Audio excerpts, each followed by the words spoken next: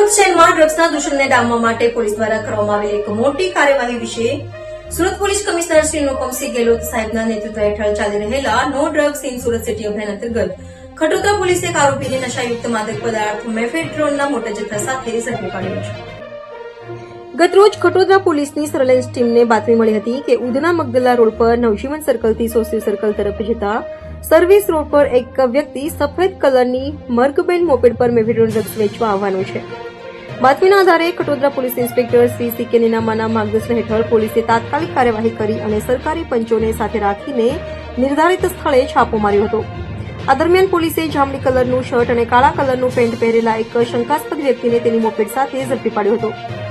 ઝડપાયેલા આરોપીની તલાશી લેતા પોલીસને તેની પાસેથી 97.150 ગ્રામ મેફેડ્રોન મળી આવ્યું હતું, જેની બજાર કિંમત અંદાજે 9,71,500 રૂપિયા થાય છે. એટલું જ નહીં, પોલીસે આરોપી પાસેથી રિયલમી કંપનીનો મોબાઈલ ફોન, રોકડ રકમ અને ડ્રગ્સના પેકિંગ માટે વપરાતી નાની નાની પ્લાસ્ટિકની થેલીઓ પણ જપ્ત કરી છે. સ્થળ પર એફએસએલ અધિકારીને બોલાવવામાં આવ્યા હતા અને તેમણે નાર્કો ટેસ્ટિંગ કીટ દ્વારા મેફેડ્રોનની પુષ્ટિ કરી હતી. પોલીસે આરોપીની મોપેડ પણ કબજે કરી છે. આમ કુલ મળીને પોલીસે 10,01,300 રૂપિયાનો મુદ્દામાલ જપ્ત કર્યો છે. હાલમાં પોલીસ આરોપીની પૂછપરછ કરી રહી છે અને આ ડ્રગ્સ ક્યાંથી લાવવામાં આવ્યો હતો અને કોને વેચવામાં આવનાર હતો તે અંગે વધુ તપાસ ચલાવી રહી છે.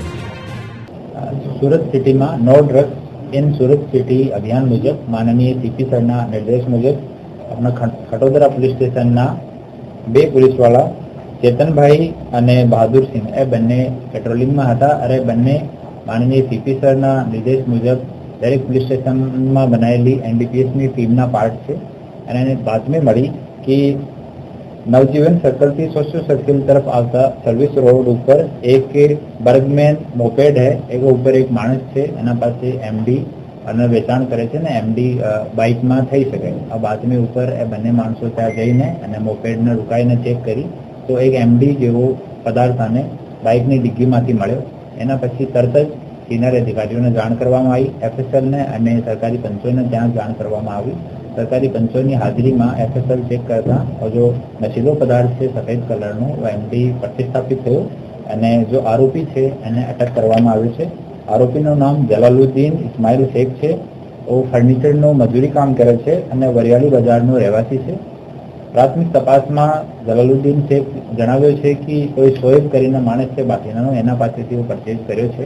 જલાલુદ્દીન શેખ ઉપર એક જૂનો ગુના પણ એમડીનો છે. લાલગેટ પોલીસ સ્ટેશનમાં 11 ગ્રામનો દર્જ થયેલો હતો, જેમાં 6 માસ સુધી રાજપુર જેલમાં હતો. એના પછી બેલ મળ્યા પછી 3 માસ સુધી ફક્ત ફર્નિચરનું કામ કર્યો અને 3 માસ પછી ફરીથી ડ્રગ્સનું કામ શરૂ કરી દીધું અને એના મોબાઈલની ચકાસણી કરતા મોબાઈલનો ડાટા દરેક દિવસો ડિલીટ કરી નાખે છે, વોટ્સઅપનો ડાટા પણ અને મોબાઈલનો ડાટા પણ.